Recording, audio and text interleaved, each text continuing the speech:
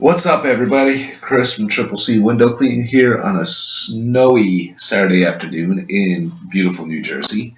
And I'm here to talk to you today about a little problem that we have in our organic search engine results. If you haven't noticed, there's been a lot of websites showing up on Google. And these websites are for window cleaners and pressure washers and gutter cleaning guys and roof cleaning guys. And they seem to have a location in every single city, every zip code in the country. The sites I'm talking about are JTWIndowcleaning.com, Guttercleaninggurus.com, PowerWashFinder.com, PressureWashingPros.com, BidMyCleaning.com. There's a whole bunch of them. And they're put up by an unscrupulous company, which is a lead aggregator. They sell leads. I can't really say the name because I don't want to get sued, but basically they are the advisor of homes, if you know what I'm saying, and they used to offer magical service, if that helps you out with figuring out who they are. Like I said, I don't want to get sued, so it works out. So I'm going to let you know what they're actually doing here and how to stop it if you don't want to use it to your advantage. Now, basically, the mother company, which is the advisor of homes, puts up multiple websites with a location in every single city in the country, every little city, town, hamlet, township, county in the entire country in order to flood the organic search results market. This is called spamdexing, and Google hates spamdexing. They're not happy with it. Google is always hungry for content, so even though these sites are spam, if there isn't a heavy presence of other websites with the same search terms in them with similar keywords, the spam sites will actually rank pretty high. So in other words, if you go to, let's say, Paducah, Kentucky, I don't know much about Paducah, so if you do live in Paducah, no offense, and there's no window cleaning company in Paducah, Kentucky. If somebody searches window cleaning in Paducah, Kentucky, it's the spam sites, the spamdex sites are actually going to show up number one because there's no other competition. In some more competitive markets, they'll show up pretty high. I've seen them number 2 and number 3 in my area in smaller towns. It stinks. They're taking food out of your mouth. So, I'll give you an example here. If you go into Google, there's a little town called Buttsville, New Jersey, Buttzville, New Jersey. It's about 50 miles east of Manhattan. And if you type in window cleaning in Buttsville, New Jersey, there is no window cleaning company in Buttsville, New Jersey. So JT Window Cleaning shows up high. I think they show up at number 1 or 2 because there's no competition, even though it's spamdexing. But if you live in a competitive market, completely different story. If you put in window cleaning in Manhattan, New York, they don't show up until number 62 in the organic search results. And if you're Googling a window cleaning company, you end up somewhere on the 6th page, you're doing something wrong.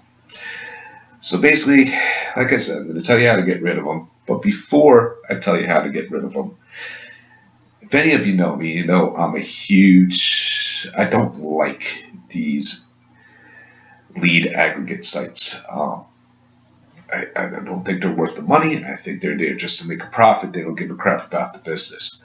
But if you're in a market this is actually going to help you, I just want you to ask yourself a few questions.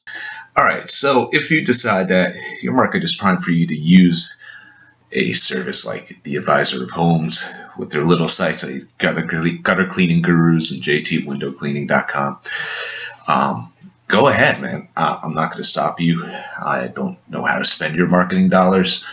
I know it doesn't work for my area, and I'll give you an example. But the first thing you have to ask yourself, are your customers stupid? Because most customers are looking for a phone number, the quickest way to get to a local phone number. These websites are using 800 numbers, 866, 888 numbers. Automatically, in my personal opinion, that creates distrust. Somebody's looking for a local company. They're looking for a local company. So if they don't have a number in your area code or in your location, it's automatically distrust. Also, you got to look under pages, under web pages. Say if you're searching for a window cleaning in Phoenix, Arizona, and you pop up onto a JTWIndowcleaning.com site. Well, you scroll down, they start saying how they're so much better than the other companies and what they do and blah, blah, blah. Oh, also, you're searching for Phoenix, Arizona, but check out our window cleaning company in Chicago, Illinois, and Montreal, Canada, and Portland, Maine, and this and that. And they have all sorts of weird links all over the place that just don't make sense. If you have an educated customer, which most of us do, or customers wouldn't be able to afford our services, they're probably going to see right through the BS line.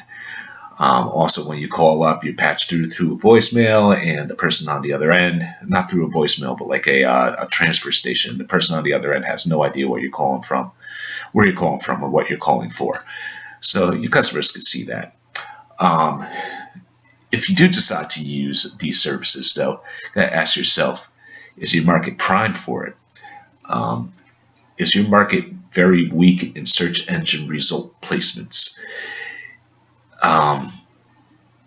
If you don't have a lot of competition, you're already like number 1 or 2, and let's say Pressure Washer Pros is right behind it and you're a pressure washer, it could work to your benefit to actually use these sites. Like I said, I can't tell you it's your marketing dollar. I don't know where you are. Can you afford to get beat leads? I have seen, reading the reviews, that a lot of people will get 10 crap leads that nobody calls back, or it's not actually there before they get one good one. The good one is great, but if you're spending $10, $15, $20, $50 on a lead, is it worth it for you? Can you afford to pay that before you get a real lead? Also, are you prepared to deal with unscrupulous business tactics? I've done the research into this. If you do your reviews on the companies that are behind this, you see a lot of bad crap. Like, people can't turn off leads. They get a whole bunch of beat leads, and they get charged after they cancel. I've read on numerous occasions that people actually have to change their credit card numbers and their bank account numbers so that they don't get charged by this company anymore. But like I said, it's all about your specific area and your specific needs, and if it works for you, great. Personally, it doesn't work for me. I know that nobody's really doing it around here, but then again, there's one company that is. Just on a whim, I put in a lead a couple months ago, and it took 2 days for one company 60 miles away to get back in touch with me. I figured maybe that'd be a good reason to use these companies, but at the same time, the detriments outweigh the positives, so I won't be doing that. So to the main part of the discussion, what can you do about this? Well, these are web spam. It's called spam dexing. And Google is not happy with people who spam dex. They take this very seriously. So what you can do, I'll post a link right here. What you could do is you can basically rat them out. I know using the word rat, not a good idea. But you fill out a spam report, and Google will take it seriously. I'll give you an example. A little over a year ago, where I live, I'm on the border of another town. And although I was showing up number 1 in that town, JTWIndowcleaning was showing up number 2. So I filled out a spam report with Google. And what happened is within a few days, the JTWindowcleaning.com listing actually fell to the second page. It stayed there for a long time, almost a year, before it crept back up onto the first page. It ended up being like number 6 or something like that. So what I did just recently is I reported it again. It's web spam. and I'm going to give it a couple days and see exactly what happens. But if it goes back down, I don't really give a crap in that town, because it's like on the first like 5 results when they're not around, and I'm like, nobody's doing any SEO work or any social media or trying to get reviews for this JT window cleaning crap. So it doesn't really bother me, but I want to see what happens. I want to see how to kick them down. Don't do this to a legitimate competitor. That's just wrong. Karma will come back and get you.